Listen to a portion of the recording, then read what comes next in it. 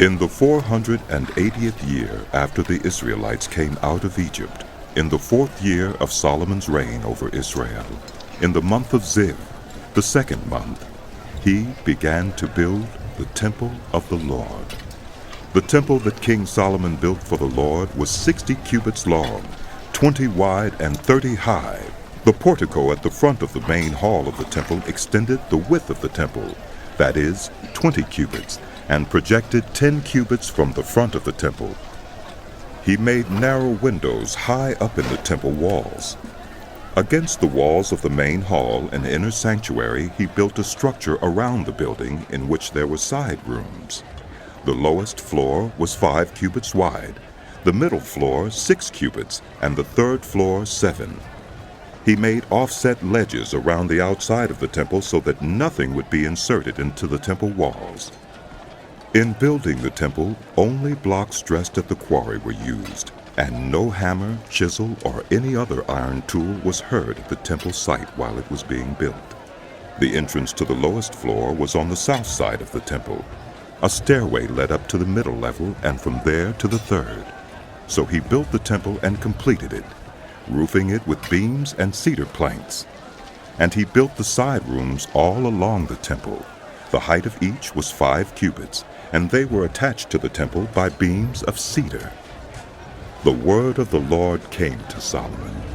As for this temple you are building, if you follow my decrees, observe my laws, and keep all my commands and obey them, I will fulfill through you the promise I gave to David your father, and I will live among the Israelites and will not abandon my people Israel. So Solomon built the temple and completed it.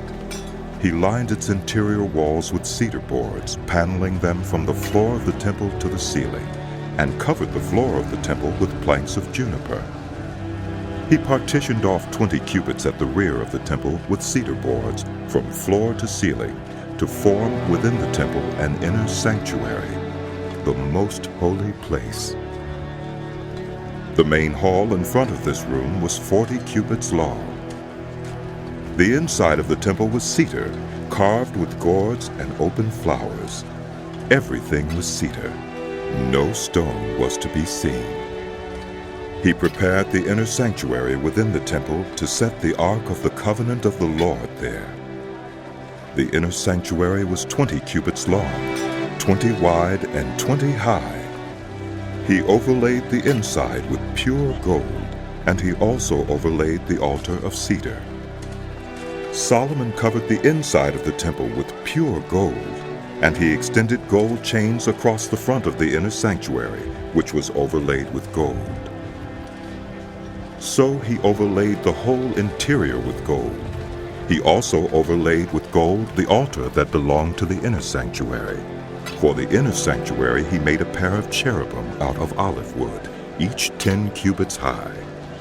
One wing of the first cherub was 5 cubits long, and the other wing 5 cubits, 10 cubits from wingtip to wingtip.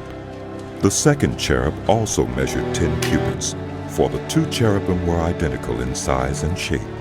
The height of each cherub was 10 cubits. He placed the cherubim inside the innermost room of the temple, with their wings spread out.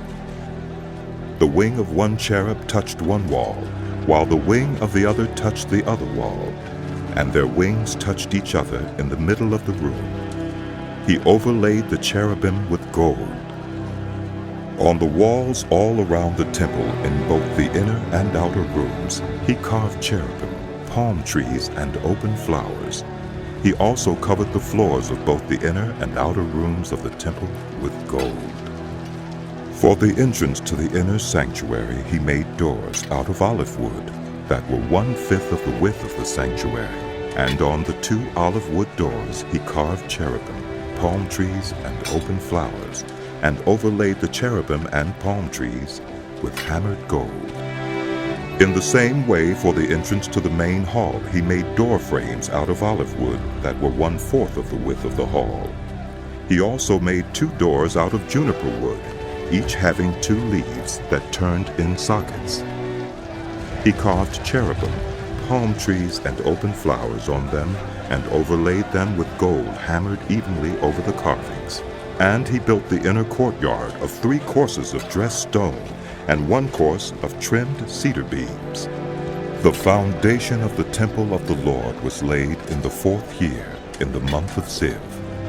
In the 11th year, in the month of Bul, the 8th month, the temple was finished in all its details according to its specifications. He had spent 7 years building it. It took Solomon 13 years, however, to complete the construction of his palace. He built the palace of the forest of Lebanon, 100 cubits long, 50 wide, and 30 high, with 4 rows of cedar columns supporting trimmed cedar beams.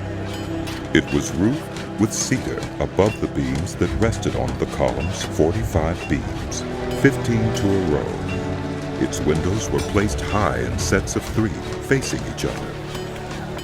All the doorways had rectangular frames. They were in the front part in sets of 3, facing each other.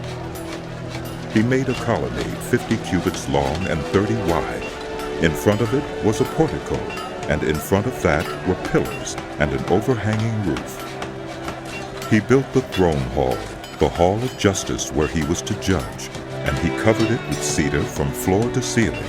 And the palace in which he was to live, set farther back, was similar in design. Solomon also made a palace like this hall for Pharaoh's daughter, whom he had married. All these structures from the outside to the great courtyard and from foundation to eaves were made of blocks of high-grade stone cut to size and trimmed with a saw on their inner and outer faces. The foundations were laid with large stones of good quality, some measuring 10 cubits and some 8. Above were high-grade stones cut to size and cedar beams. The great courtyard was surrounded by a wall of 3 courses of dressed stone and 1 course of trimmed cedar beams, as was the inner courtyard of the temple of the Lord with its portico. King Solomon sent to Tyre and brought Hiram, whose mother was a widow from the tribe of Naphtali, and whose father was from Tyre, and a skilled worker in bronze. Hiram was filled with wisdom, with understanding, and with knowledge to do all kinds of bronze work.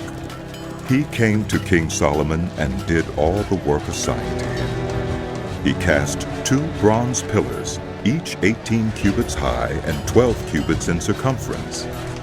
He also made 2 capitals of cast bronze to set on the tops of the pillars. Each capital was 5 cubits high. A network of interwoven chains adorned the capitals on top of the pillars, 7 for each capital. He made pomegranates in 2 rows, encircling each network to decorate the capitals on top of the pillars. He did the same for each capital. The capitals on top of the pillars in the portico were in the shape of lilies, 4 cubits high. On the capitals of both pillars, above the bowl-shaped part, next to the network, were the 200 pomegranates in rows all around. He erected the pillars at the portico of the temple.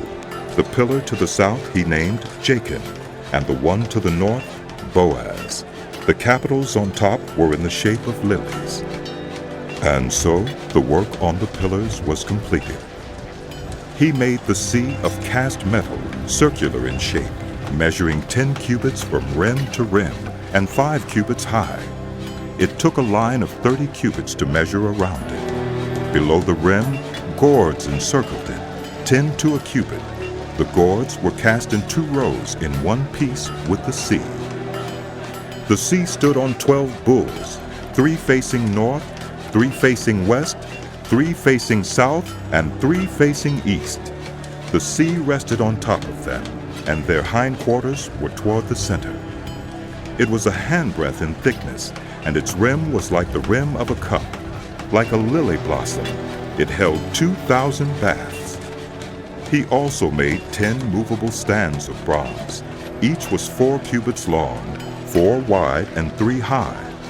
This is how the stands were made. They had side panels attached to uprights. On the panels between the uprights were lions, bulls, and cherubim, and on the uprights as well. Above and below the lions and bulls were wreaths of hammered work. Each stand had 4 bronze wheels with bronze axles, and each had a basin resting on 4 supports, cast with wreaths on each side. On the inside of the stand there was an opening that had a circular frame 1 cubit deep. This opening was round, and with its basework it measured 1.5 cubits. Around its opening there was engraving. The panels of the stands were square, not round. The 4 wheels were under the panels, and the axles of the wheels were attached to the stand. The diameter of each wheel was 1.5 cubits. The wheels were made like chariot wheels. The axles, rims, spokes, and hubs were all of cast metal. Each stand had 4 handles, 1 on each corner, projecting from the stand. At the top of the stand there was a circular band 0.5 cubit deep. The supports and panels were attached to the top of the stand. He engraved cherubim, lions, and palm trees on the surfaces of the supports and on the panels in every available space, with wreaths all around. This is the way he made the 10 stands. They were all cast in the same molds and were identical in size and shape. He then made 10 bronze basins, each holding 40 baths and measuring 4 cubits across, 1 basin to go on each of the 10 stands. He placed 5 of the stands on the south side of the temple and 5 on the north. He placed the sea on the south side, at the southeast corner of the temple. He also made the pots and shovels and sprinkling bowls. So Hiram finished all the work he had undertaken for King Solomon in the temple of the Lord. The 2 pillars, the 2 bowl-shaped capitals on top of the pillars, the 2 sets of network decorating the 2 bowl-shaped capitals on top of the pillars, the 400 pomegranates for the 2 sets of network, 2 rows of pomegranates for each network decorating the bowl-shaped capitals on top of the pillars, the 10 stands with their 10 basins, the sea and the 12 bulls under it, the pots, shovels, and sprinkling bowls. All these objects that Hiram made for King Solomon for the temple of the Lord were of burnished bronze. The king had them cast in clay molds in the plain of the Jordan between Succoth and Zarethan. Solomon left all these things unweighed because there were so many. The weight of the bronze was not determined. Solomon also made all the furnishings that were in the Lord's temple: the golden altar, the golden table on which was the bread of the presence, the lampstands of pure gold, 5 on the right and 5 on the left in front of the inner sanctuary, the gold floral work and lamps and tongs, the pure gold basins, wick trimmers, sprinkling bowls, dishes, and censers, and the gold sockets for the doors of the innermost room, the most holy place, and also for the doors of the main hall of the temple. When all the work King Solomon had done for the temple of the Lord was finished, he brought in the things his father David had dedicated, the silver and gold and the furnishings, and he placed them in the treasuries of the Lord's temple.